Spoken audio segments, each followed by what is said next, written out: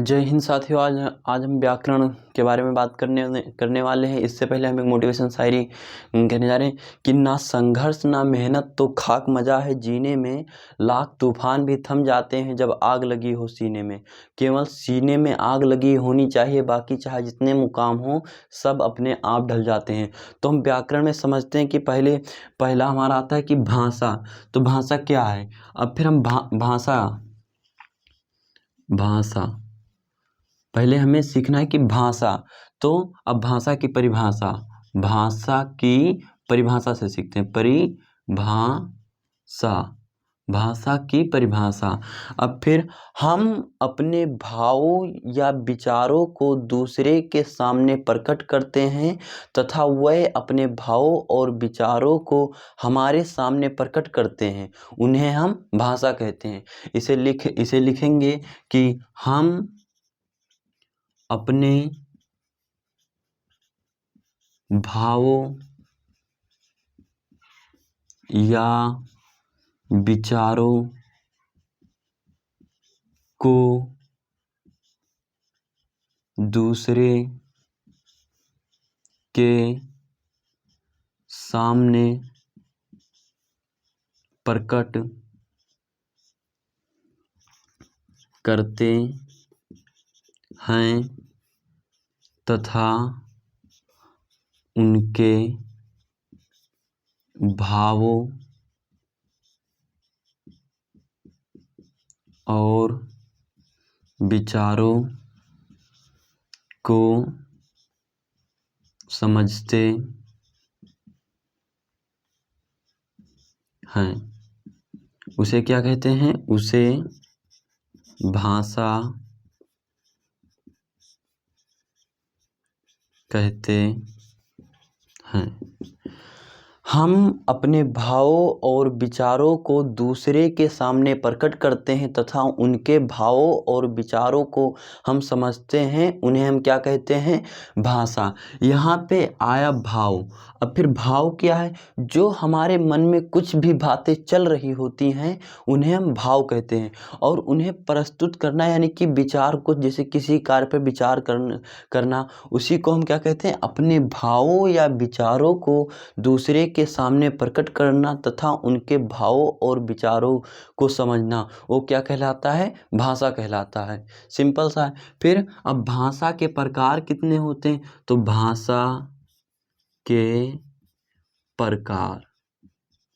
भाषा के प्रकार दो होते हैं, लिखित भाषा और मौखिक भाषा।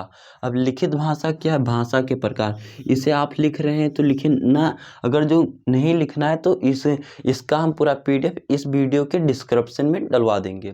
फिर पहला तो हमारा था लिखित भाषा, लिखित भाषा। फिर मौखिक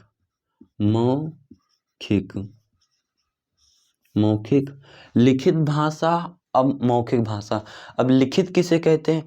अपने भावों या अपने विचारों को लिखकर दूसरे के सामने प्रकट करना हमारा लिखित भाषा कहलाता है। भाव या विचारों भी कह सकते हैं। इसमें भी कहते हैं अपने भावों और विचारों के सामने दूसरे को बोल कर कह देना या मुख से बोल देना, वो कैसा कहलाता है?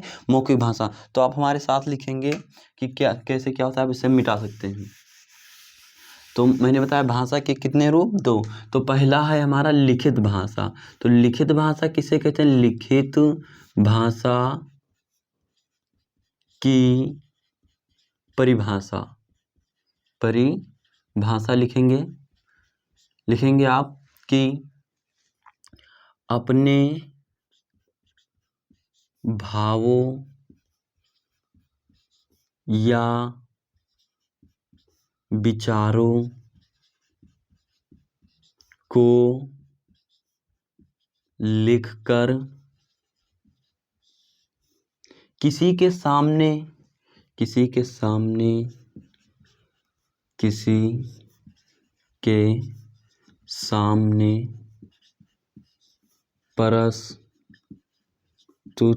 प्रस्तुत करना लिखित भाषा कहलाता है। यानी कि अपने भावों या विचारों को लिखकर किसी के सामने प्रकट कर देना वह कौन सा कहलाता है? लिखित। आजकल तो मोबाइल पे लोग टाइप करते हैं तो कौन सी भाषा बनी? लिखित। यानी कि जो भी व्यक्ति कुछ भी लिखकर प्रस्तुत करता है किसी के सामने, हम आपके सामने लिखकर प्रस्तुत कर रहे हैं तो ये कौन सी भाषा हुई? लिखित भाषा। लिखकर प्रस्तुत, किसी भी चीज़ को लिखकर प्रस्तुत करना, और लिखेंगे क्या? भाव या विचारों को ही लिखेंगे जो आपके मन में होगा, उसी को हम अपने भाव और विचार को लिखकर प्रकट करना हमारा कौन सा कहलाता है? लिखित भाषा कहलाता है। इस भाषा का प्रयोग कम से कम लोग करते हैं। क्यों कम से कम लोग करते हैं? क्योंकि जो लोग पढ़े लिखे होते हैं वही लोग इस भाषा का प्रयोग करते हैं, बाकी अन्य कोई नहीं कर पाता। इसीलिए तो कहते हैं कि पढ़ो, इसीलिए दूसरों की भाषा सीखो। वो कोई इंग्लिश में लिख रहा है, उसके बगल वाला खड़ा होकर देख रहा है कि क्या लिख रहा है, तो जब आप पढ़े रहेंगे तभी तो आप जान पाएंगे कि वो क्या लिख रहा है, क्या कर रहा है। तो इसीलिए पढ़ना बहुत ज़रूरी है। फिर इसके बाद हमारा आ गया लिखित भाषा के हो गया। अब मौखिक भाषा किसे कहते हैं? मौखिक। मौखिक भाषा की परिभाषा। अब फिर मौखिक भाषा किसे कहते हैं? अभी हमने बताया, लिखते हैं यहाँ पे अपने भावों या विचारों को किसी के सामने बोलकर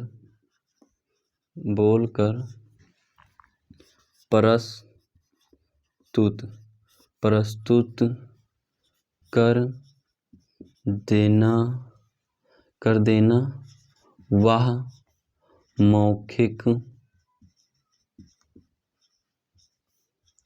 भाषा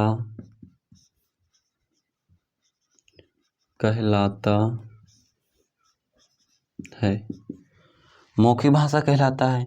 अपने भावों या विचारों को किसी के सामने बोलकर प्रस्तुत कर देना कौन सा कहलाता है? मौखिक भाषा।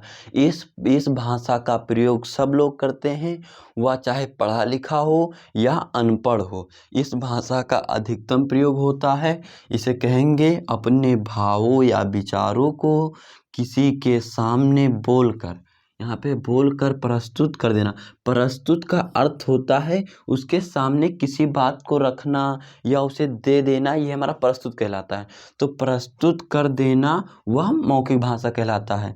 अब इसके बाद हम समझते हैं कि बोली। तो हमारा भाषा से ही बनता है बोली। तो अब फिर हम यहाँ पे लिख सकते हैं बोली।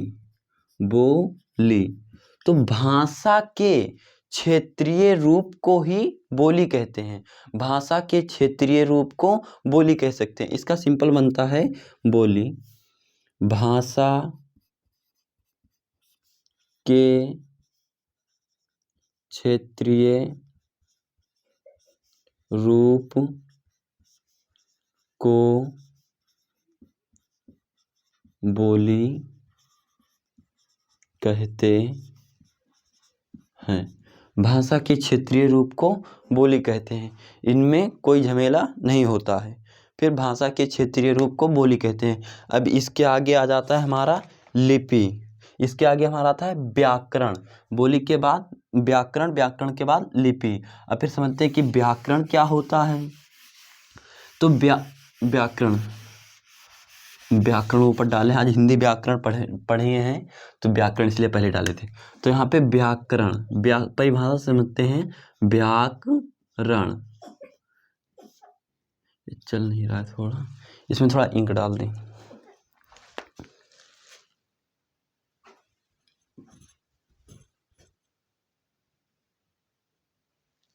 ये थोड़ा मार्कर नहीं चल रहा था इसलिए इंक उंक डाले हैं इसमें, अब ये चलेगा।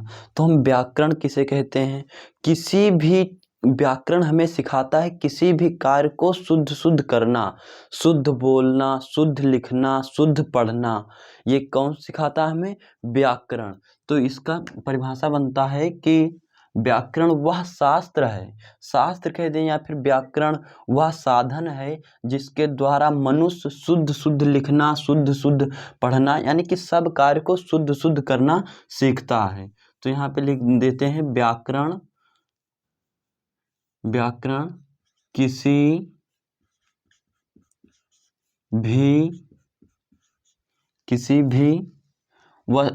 भी यहाँ पे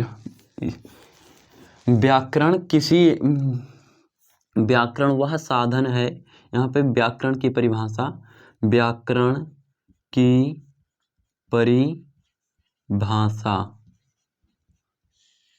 तो लिखेंगे व्याकरण वह साधन है जिसके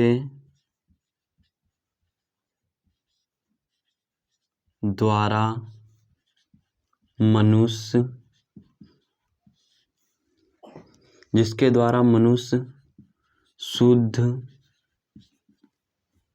पढ़ना, शुद्ध लिखना, शुद्ध बोलना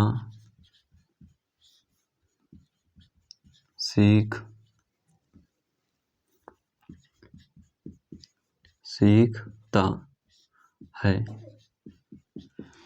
व्याकरण वह साधन है जिसके द्वारा मनुष्य शुद्ध लिखना, शुद्ध बोलना, शुद्ध पढ़ना सीखता है। फिर हमारा इसके बाद आ जाता है कि व्याकरण के प्रकार, अब फिर व्याकरण के प्रकार के बारे में जानते हैं। तो व्याकरण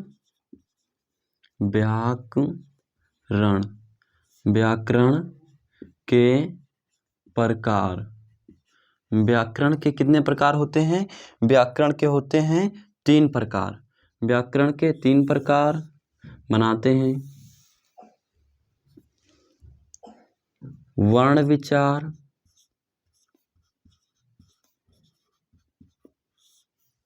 फिर शब्द विचार,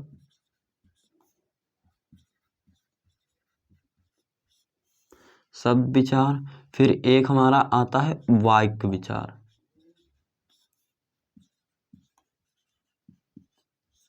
ये 3 है। यहाँ पे हम केवल वर्ण विचार समझते हैं कि इसके अंतर्गत वर्णों के आकार, बस यहाँ पे इतना ही एक हमारा छूट गया है, लिपि। यहाँ पे ये भी नहीं है, इसके ऊपर है लिपि। अब हम अगले वीडियो में वर्ण विचार के बारे में अच्छे समझते हैं। यहाँ पे लिपि किसे कहते हैं? तो लिखने के ढंग को लिपि कहते हैं। सब भाषा की लिपि एक जैसी नहीं होती। संस्कृत भाषा की लिपि होती है देवनागरी, और हिंदी भाषा की लिपि होती है देवनागरी। तथा लिखा जाता है, उर्दू लिखा जाता है फारसी में, और अंग्रेजी लिखा जाता है रोमन में। ये ऐसे अलग होते हैं। और लिपि की बात करें, ये थोड़ा डिस्टेंस हो गया, ये लिपि के बाद आता है, तो इसे लिपि के बाद।